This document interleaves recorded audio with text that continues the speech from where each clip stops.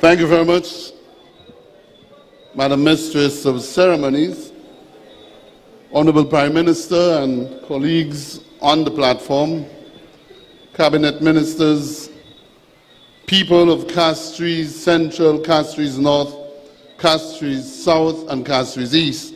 A pleasant good night to you. Tonight, I'm very proud to be here to be part of probably my second town hall meeting hosted by the St. Lucia Labour Party. And it is comfortable and it is well to be in good company of men and women who are committed to the cause of the people of St. Lucia. And to date, on a weekly basis, when we meet, we spend much time discussing the issues which affect the people of the country. When we meet, there is passion, there is commitment, and there is conviction. And that is the spirit within this government, a government who cares for the people.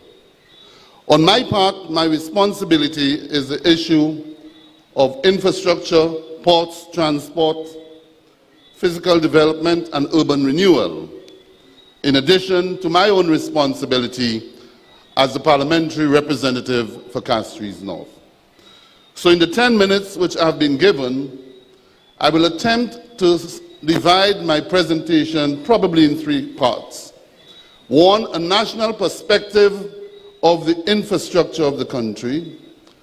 2, a perspective of the constituency. And 3, some general issues. I would hope that the 4th session will come during the question and answers. And today, for this government, one of the biggest issues, like many other governments would face, is the issue of our road condition. And our road condition as it is today, we see it exacerbating every year as the rain comes down. And it's only as a result of poor planning and maintenance of our road network over the years that the infrastructure is fatigued, and once the rain comes, then it begins to unravel and we see the potholes throughout the country. But we are doing all in our power to try and stay on top of this. But I'm very confident that as of next year, based on the promise made by the Prime Minister, which I'm hoping he will unfold at some stage, we will see some major investment in our road network in the country to attack our major highways, byways, and community roads. But you know, many times and very often, those on the opposite side will criticize this government for failing to continue important projects. What this government has done is to continue important, significant contribution projects and review questionable projects that we believe we could have done better. So what do we see? The Millennium Highway, which was signed sometime in 2020, we came in and we have continued. It has been a major concern for us for the last year and a half, and it continues to worry us. And the Prime Minister, most of all, is very concerned about the pace at which that project is being unfolding, the pace at which it is being implemented. Last week, we had a delegation from the Caribbean Development Bank who came in for the 3rd time in 2.5 months because of our expressions of concern at the rate of implementation on that project. We believe that the Millennium Highway is a critical project in the social and economic development and advancement of the country and its people. Last week's meeting, having sat down and discussed all of the issues with that project, the Prime Minister gave 6 weeks to see a major advancement. At the end of that, we will consider our options. There are 4 options which I shall not delve in tonight, but the 4 options will determine whether we continue on the trajectory that we are on now or whether we seek a new direction in moving forward. This would mean that we'd have to look at all of the options, considering the funding is from a grant program from the UK government, an amount of over 145 million EC dollars. But we also see that right next to the Millennium Highway, the main element of the Millennium Highway, is a bridge which was constructed by the Japanese government. A bridge that will allow us, during our worst weather conditions, to be able to navigate the cul-de-sac basin and connect north, south, east, and west at one transit point. Beyond that, the second phase of the Millennium West Coast Highway project, which comes from a grant from the United Kingdom government, UKCIF, United Kingdom Caribbean Infrastructure Fund, that project will improve the road from the cul-de-sac bridge, the Japanese bridge, all the way to Soufrière. There is a contractor who is now on the ground, having been selected from a number of bidders. That contractor, we're hoping very soon, will be able to get the project off the ground. Today, I'm aware that they were negotiating some further details of the project, and we're hoping to see that project done within the next 2 years. That is one of the major projects we are looking at. The other project we're looking at, well, this is ongoing, but the new project we're looking at is the reconstruction of what used to be known as the Castries-Grosley Highway, which has now been changed to the Julian R. Hunt Highway. That road we're looking from Castries, the Shock Bridge, all the way to Grosley. And in addition to the main Castries-Grosley Highway, Julian R. Hunt Highway, we're looking at the by-roads or the relief roads, the secondary roads, which will be able to ease the traffic off the main Castries-Grosley Highway and make it a more attractive road to follow, improving the road network like the Vieux-Sequi, Corinth Road into Granville Road. This is the kind of thing we're looking at. But also with all of the development that is taking place in the north, we need to look beyond now. And what we are now considering, and there seems to be a heightened interest in that piece of road, is what we call the North-South Link Road, for which a feasibility study was done in 2015 under the then Minister for Infrastructure, who is now our Prime Minister.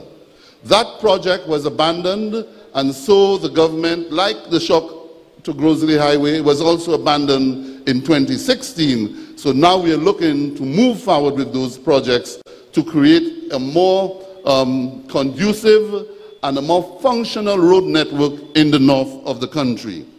This we are pushing, and we're hoping that we will get approval. We have to date received what I believe in principle some approval for the first phase of the road, which will start from Shock Bridge to Marisil, and the Caribbean Development Bank has agreed to consider the other segment, which will take you to Grosley, and of course the bypass through Norbert, Vieux-Sequi, and Corinth. These are some of the projects which we are doing. Then you move into the communities. You, I'm sure from Castries East, will notice and appreciate the fact that we have been able to pave the Marshall Road, which was on a previous program but suspended, and your Prime Minister decided it is time that Marshall gets its fair attention, and we have been able to pave that road. In addition to Marshall, we have done the pavement in Rockhall and a few other communities, Wavintutuel and others, that we are doing, that we have done. We will see some more roadworks coming in the communities, as we have agreed that moving forward in a national plan for 2024 will be a suite of road infrastructure to be developed, including primary, secondary, and community roads, meaning that not only will you see road works being done on our primary road network, which is Castries-Grosley Highway, West Coast, East Coast, along the Badlil, etc., but you'll also see in the secondary roads, those feeder roads that feed you on and off the main highways, you'll see works there, and community roads, which we call tertiary roads, you'll see more of that being done in the small communities. So I know how important it is to each and every parliamentarian I know how important they see it, and so a focus will be placed, and with the support of the Minister for Finance, I am expecting a windfall next year and a massive mobilization program of road infrastructure improvement.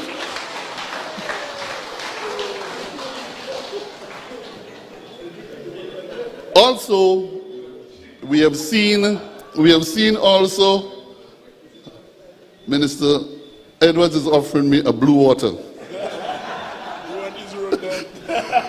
Also, we have seen works in VG Peninsula and other communities, so that kind of initiative will continue.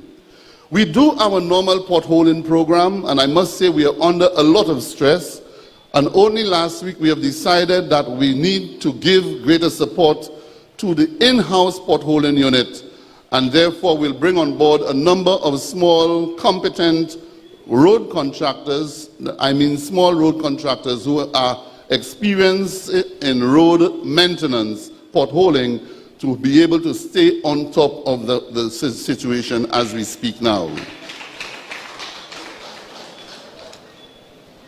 So, having said this, let me just move quickly to the Castries North constituency before I forget.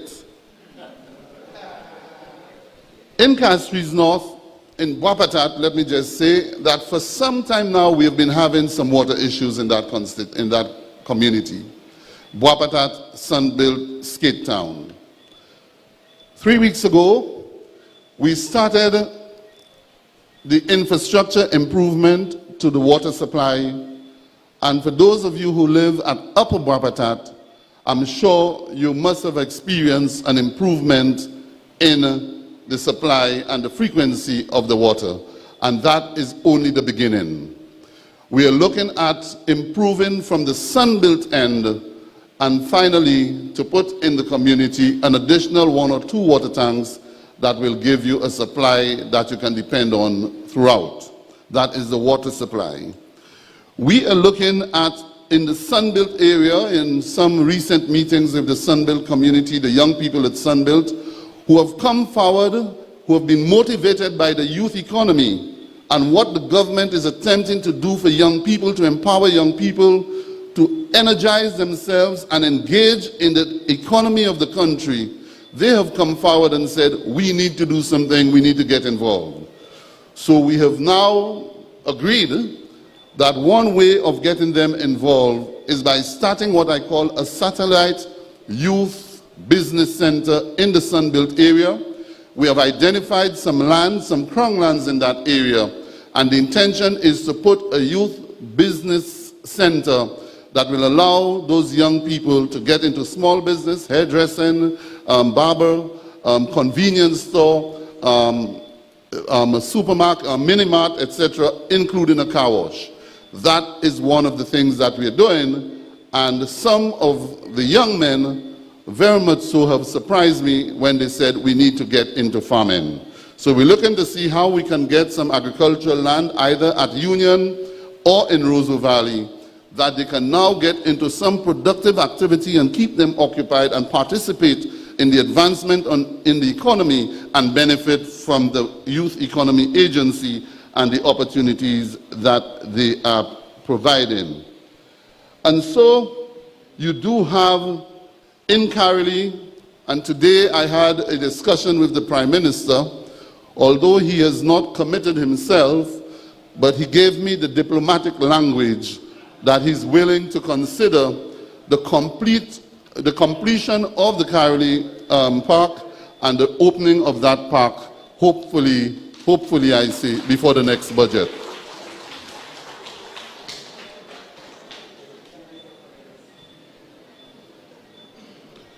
And finally,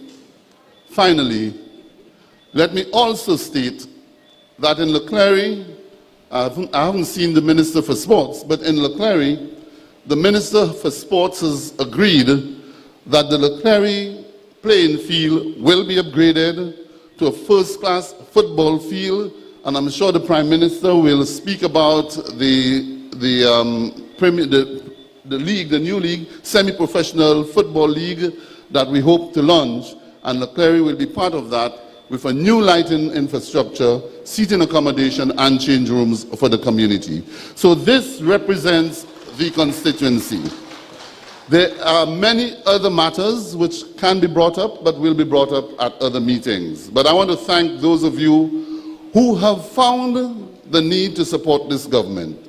Those of you who have the confidence and the trust in the government, because many occasions people tend to believe that the benefit of giving support either to their party, their candidate, and the government must come immediately.